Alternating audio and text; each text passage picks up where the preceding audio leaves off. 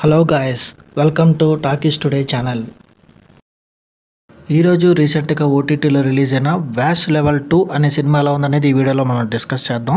So వీడియోలోకి వెళ్ళే ముందు మీరు మన ఛానల్ని ఫస్ట్ టైం చూస్తున్నట్టయితే ఒక లైక్ చేయండి, ఒక కామెంట్ చేయండి, అలాగే మన ఛానల్ని సబ్స్క్రైబ్ చేసుకోండి. చాలామంది మన ఛానల్ని సబ్స్క్రైబ్ చేసుకోకుండానే వీడియోస్ చూస్తున్నారు గైస్. మీరు సబ్స్క్రైబ్ చేసుకుని చూడడం వల్ల ఛానల్కి ఎంత ఎంకరేజ్మెంట్గా ఉంటుంది. సో సబ్స్క్రైబ్ చేసుకుని వీడియోస్ చూడండి. ఇంకా లేట్ చేయకుండా వీడియోలోకి వెళ్ళిపోదాం. Let's get started.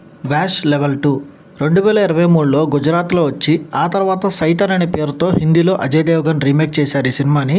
ఈ సినిమాకి ఇప్పుడు సీక్వెల్ వచ్చింది వ్యాష్ లెవెల్ 2. నెట్ఫ్లిక్స్లో ఇది స్ట్రీమింగ్కి వచ్చింది. ఈ సినిమా ఎలా ఉందో ఇప్పుడు చూద్దాం. ఫస్ట్ పార్ట్లో జరిగిన వశీకరణ సంఘటనల తర్వాత 12 సంవత్సరాలు గడిచిపోయాయి.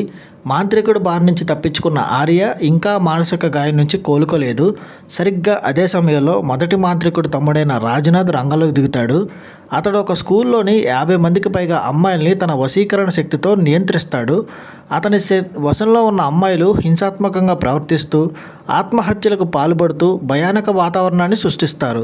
ఈ కొత్త ప్రమాదం నుండి తన కుమార్తెను అలాగే ఆ అమ్మాయిల్ని కాపాడడానికి అథర్వ మళ్ళీ మాంత్రికుడితో కలిసి పోరాటం స్టార్ట్ చేస్తాడు.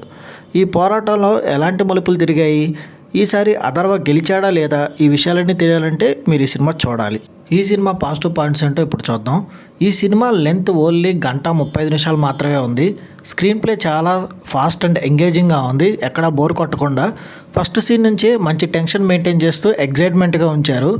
ఇంకా నటీనటుల పర్ఫార్మెన్సెస్ కూడా ఈ సినిమాలో అద్భుతంగా ఉంది. తండ్రి పాత్రలో చేసిన హితు కనోడియా, అట్లాగే జాన్కీ బోడివాలా కుమార్తె పాత్రలో వాళ్ళ నటన అద్భుతమనే చెప్పాలి.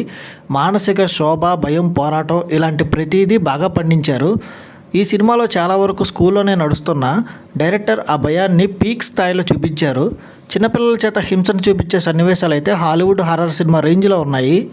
ఇక ఈ సినిమాకి బ్యాక్గ్రౌండ్ స్కోర్ అద్భుతంగా ఉంది. హర్రర్ థ్రిల్లర్కి కావాల్సిన బ్యాక్గ్రౌండ్ మ్యూజిక్ చాలా అద్భుతంగా ఇచ్చారు. ఈ సినిమా మైనస్ పాయింట్స్ ఏంటో ఇప్పుడు చూద్దాం. ఈ సినిమాలో వైలెన్స్ సీన్స్ అట్లాగే రక్తపాతం సన్నివేశాలు చాలా ఎక్కువగా ఉన్నాయి. సెన్సిటివ్ కంటెంట్ ఇష్టపడిన వారికి ఈ సినిమా బాగా ఇబ్బందిగా అనిపించవచ్చు. ఇక ఈ సినిమా ఫస్ట్ పార్ట్లో చూసిన వశీకరణ నేపథ్యమే ఈ సినిమాలోనూ చూపించారు.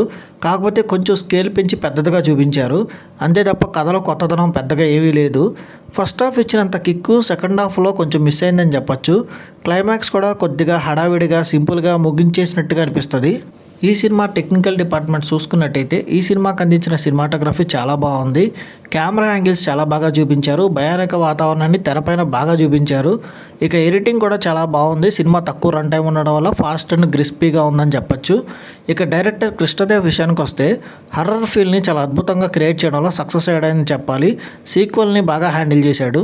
ఇంకా ఓవరాల్గా చూసుకున్నట్టయితే ఈ వ్యాష్ లెవెల్ 2 అనేది ఒక Hollywood style super natural psychological thriller అని చెప్పొచ్చు. మీరు కనుక వైలెన్స్ సినిమాల్ని బాగా భయపడకుండా ఇష్టపడే వాళ్ళైతే ఈ సినిమాలో ఈ టైప్ ఆఫ్ సినిమాలు అంటే మీకు బాగా ఇంట్రెస్ట్ అయితే ఈ సినిమా మీకు ఖచ్చితంగా నచ్చుతుంది. ఈ సినిమాకి మన టాకీస్ టుడే ఛానల్ వాళ్ళు ఇస్తున్న రివ్యూ రేటింగ్ 3/5. ఇది నా ఒపీనియన్ మాత్రమే. ఈ సినిమాని మీరు ఆల్రెడీ చూసినట్టయితే ఈ సినిమా మీకు ఎలా అనిపించింది అనేది కింద కామెంట్ సెక్షన్లో మెన్షన్ చేయండి. ఇంకెవరైనా మన ఛానల్ సబ్స్క్రైబ్ చేసుకోకపోతే ఇప్పుడే సబ్స్క్రైబ్ చేసుకోండి. వీలైతే పక్కన ఉన్న బెల్ బటన్ కూడా ప్రెస్ చేసి పెట్టుకోండి. ఇది వాళ్ళ వీడియో గైస్. మళ్ళీ ఇంకొక మంచి వీడియోతో మీ ముందుకు వస్తాను. Thanks for watching. జై హింద్.